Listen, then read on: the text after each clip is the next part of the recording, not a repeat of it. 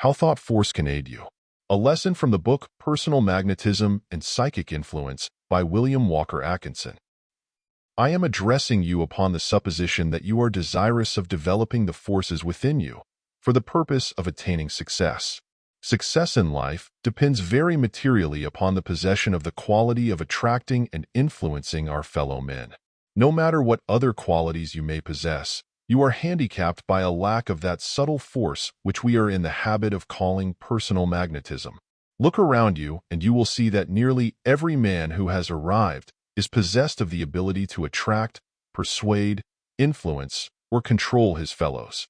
They are all what is known as strong men. There are a few exceptions to this great rule, and these exceptions only go to prove the rule itself. These exceptions are usually found among men who have demonstrated their success along lines of art, scientific research, invention, literary work, etc., and it will readily be seen that their success, from the very nature of things, depends more upon a close, concentrated, plodding research or effort, rather than upon push, energy, force, and knowledge of human nature, or ability to handle men. These men are successful in their own lines of endeavor, but, as a rule, the results of their labor are reaped by others of a more worldly turn of mind. If these burners of midnight oil meet with financial success, it is because some more positive man has taken charge of the business end of their work and pushed it through, in which case the said positive man usually reaps the lion's share. This being the true state of affairs, I am justified in regarding success as meaning the attaining of financial reward, and that must depend largely upon the personal magnetism of the seeker after success. The inventor, student, writer, and scientist can be greatly benefited by an understanding of the intelligent use of the powers of mental control, but to the man among men remains the privilege of securing the best results of that wonderful power, for it brings him not only success, but also its material manifestation, money. Money, regarded as mere money, is not a high ideal, but regarded as the means of surrounding ourselves with the best things of life, it becomes no unworthy goal for human endeavor. I, therefore, feel justified in treating it as the end to be sought after. To repeat, success in life depends largely upon our ability to interest, attract, influence, and control our fellow men. I do not think that you will require any argument upon that point. That is, if you have had any acquaintance, whatever, with the world of men and affairs. The next thing is to learn how this wonderful and valuable power may be acquired. The answer is, by the mastery of the law of mental control. That is the secret of not only personal magnetism, but also of success in life and of happiness as well. To the man or woman who masters this law, the world is an oyster to be opened and enjoyed in comfort. Even he who lacks the application and perseverance to follow up the exercises for the development of his latent powers will be stronger and more positive from a mere acquaintance with the subject. This is all very well, you say, but tell us how we may develop this power. That is just what I am doing now. I am leading you up to an understanding of the theory by easy steps. I wish the idea to unfold naturally, so as to avoid giving you mental dyspepsia. Now, for a summing up of the general theory, before I take up the subject in detail. I have told you that the power of thought could be used in a number of ways in the direction of influencing men and gaining success. I have given you an idea of how thought operates in the direction named.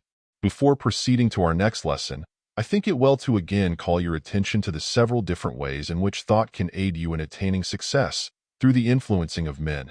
Thought will aid you in the following manner.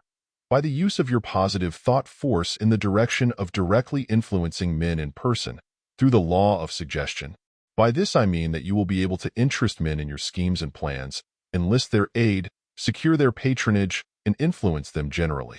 This faculty, natural to some men, can be acquired by any man or woman who has the willpower and perseverance to develop it within them.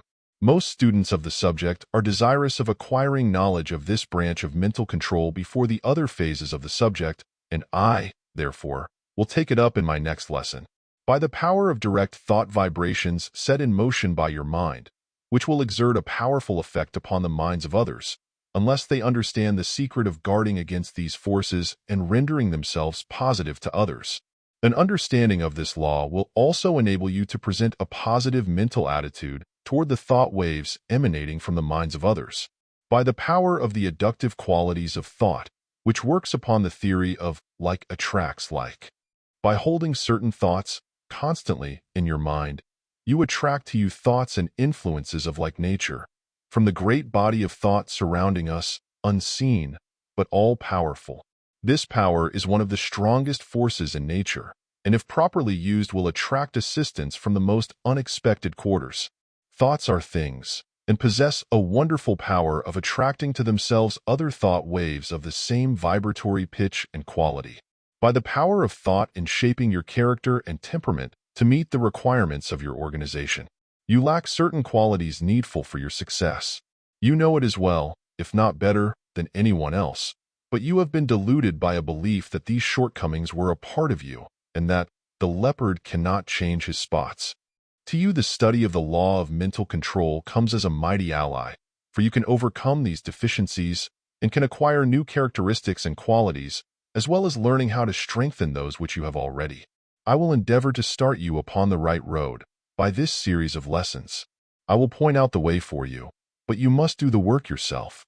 Every man must work out his own salvation in this study, as in every other branch of human endeavor. End of lesson.